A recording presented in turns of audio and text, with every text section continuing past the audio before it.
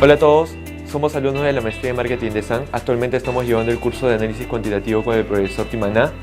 Somos el grupo número 1 de la promoción.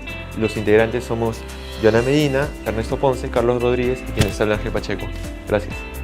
Hola chicos, el día de hoy nosotros hemos escogido otro tema importante, que este caso fue el análisis de conglomerados. Para comenzar a entender un poquito sobre ese tema, sería bueno saber qué son los análisis de conglomerados. Bueno, es una técnica usada para clasificar objetos o casos en grupos relativamente homogéneos llamados conglomerados.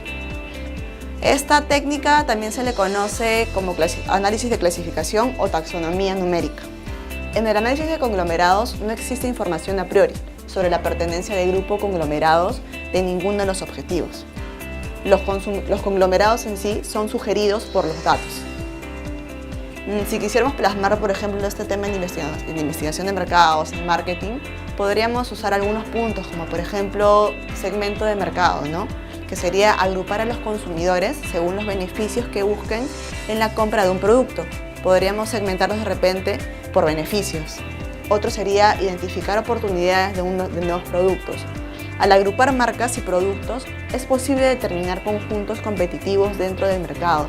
Se puede comparar ofertas con la de los competidores para identificar posibles oportunidades de nuevos productos. Otro sería entender la conducta de los compradores. Al identificar grupos homogéneos de compradores, se puede examinar por separado la conducta de compras de cada grupo. Otro sería, por ejemplo, reducir los datos. El análisis de conglomerados en sí es útil como herramienta de reducción de datos para desarrollar conglomerados que sean muy fáciles de manejar de las observaciones individuales. Siguiendo con la explicación del análisis de conglomerados, les voy a mostrar aquí un flujograma de lo que significa el procedimiento de este estadístico, que se inicia desde la planteación del problema hasta hacer la evaluación de confiabilidad y la validez. Tenemos, como también lo hablamos anteriormente en el análisis factorial, ahora en el análisis de conglomerados, tenemos que comenzar planteando el problema. ¿Qué significa plantear el problema? Significa la elección de las variables que se va a basar el agrupamiento. Segundo, el conjunto de las variables deben describir la semejanza que hay entre los objetos en términos más relevantes para el problema. El investigador debe de valerse mucho de su juicio y su intuición. En esta parte de la investigación es muy importante, ya que ellos con su experiencia pueden determinar alguna significancia en el análisis posterior. Es por eso que es muy importante desde el inicio tener muy claro esos juicios. Tenemos como segundo paso elegir una medida de distancia que van a ver entre los diferentes factores. Para ser más sucinto, podemos observar acá que el enfoque más común consiste en medir la semejanza en términos de distancia que hay entre los pares de objetos. Siempre que los pares de objetos estén a una distancia o estén juntos, van a tener mayor grado de similitud, y cuando estén más lejos van a tener más diferencias.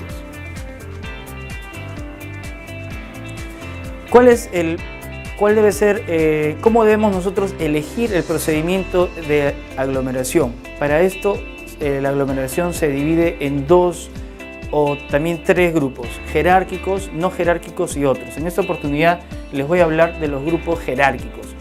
Los grupos jerárquicos a la vez tienen dos subgrupos, que es la elección por aglomeración y la elección por división. ¿Qué significa primeramente grupos jerárquicos? Es un desarrollo de la jerarquía o estructura tipo árbol. Estos pueden ser por aglomeración y por división. Aglomeración se forman al agregar objetos en conglomerados cada vez más grandes, y los de por división se agrupan en un solo aglomerado. Cada grupo queda en un conglomerado separado. ¿Cómo debemos nosotros elegir el procedimiento adecuado para la conglomeración? En esta segunda tipo de procedimiento tenemos el no jerárquico, que tiene tres tipos de procedimientos: el umbral secuencial, el umbral paralelo y la división óptima. ¿Qué significa el umbral secuencial? Significa que se elige en el centro del conglomerado y se agregan los objetos que están dentro de un valor específico de antemano. El umbral paralelo significa, es muy similar al anterior, pero se eligen al mismo tiempo varios centros de conglomerados y se agrupan los que están dentro del umbral con los centros más cercanos. Y el tercer y último tipo de procedimiento es la división óptima. Los objetos pueden reasignarse después a cada conglomerado para optimizar el criterio general del estadístico. Bueno, básicamente para decidir el número de conglomerados hay varios lineamientos y los hemos dividido en 4. El primero son las consideraciones técnicas, conceptuales, teóricas o prácticas que pueden sugerir un cierto número de conglomerados. El segundo son las distancias en las que se combinan los conglomerados, es decir, la información obtenida del calendario de aglomeración. En el tercero podemos encontrar que hay una proporción entre la varianza total y la varianza entre los grupos que puede graficarse contra el número de conglomerados. Y el cuarto, para terminar esta parte, son los tamaños relativos de los conglomerados que deberían ser significativos. Luego vemos que debemos interpretar y describir los conglomerados. Básicamente nos enfocamos en interpretar y describir para examinar que los centroides deben estar representados como valores promedio de los objetos contenidos en el conglomerado en cada una de las variables. Dichos centroides nos permiten describir cada conglomerado al asignarle un nombre o una etiqueta. Si el calendario de conglomeración no imprime esa información, puede obtenerse mediante un análisis discriminante. Luego debemos evaluar la validez de los conglomerados. En esta parte tenemos básicamente 5 pasos fundamentales que debemos cumplir. El primero es hacer un análisis de conglomerados con los mismos datos pero en diferentes medidas de distancia. La segunda parte nos dice que debemos utilizar diferentes procedimientos de conglomeración y comparar los resultados. En el tercero debemos dividir al azar los datos en mitades, ya que en cada mitad debemos realizar la conglomeración de manera separada, comparando los centroides de los conglomerados de las dos submuestras. En el cuarto paso debemos suprimir variables al azar, es decir, realizar la conglomeración en el conjunto reducido de variables, comparando los resultados finales. Y en el quinto paso nos dice que la conglomeración no jerárquica, tal vez la solución dependa del orden de los casos en el conjunto de datos. Ahora lo que vamos a ver es un ejercicio de aplicación en relación a lo que es análisis conglomerados.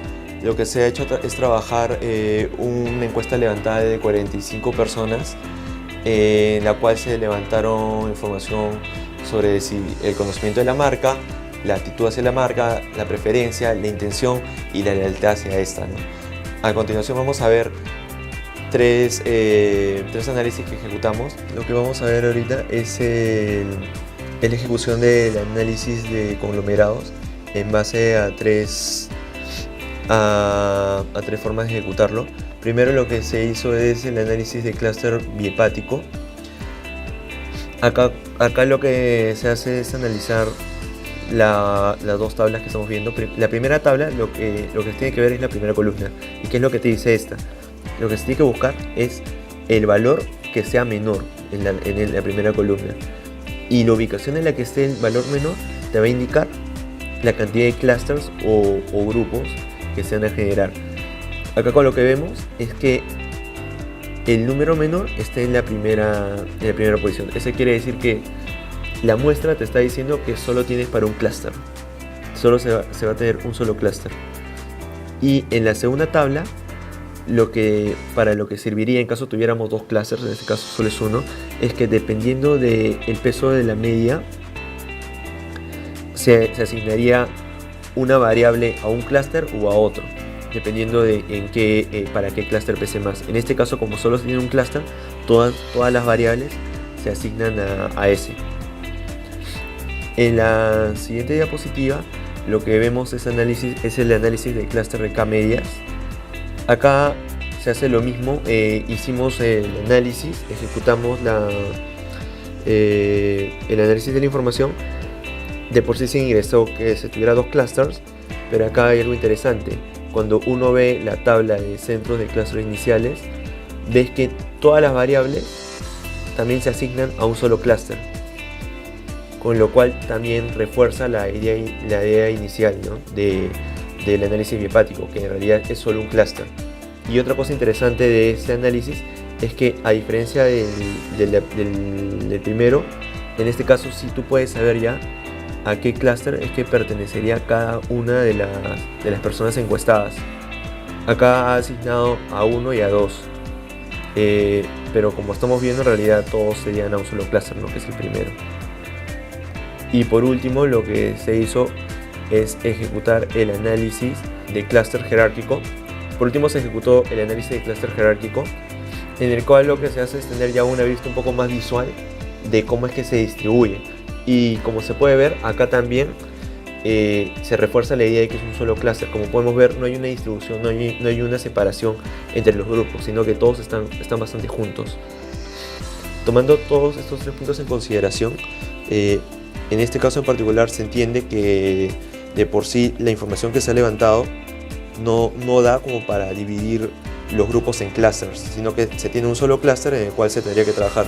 En caso a futuro se desee hacer una segmentación más fina, lo que se tendría que hacer es realizar una encuesta probablemente a un grupo mucho mayor de personas y poder realizar el estudio que se desee, ¿no? Esto en relación a lo que hemos analizado para lo que es análisis de conglomerados.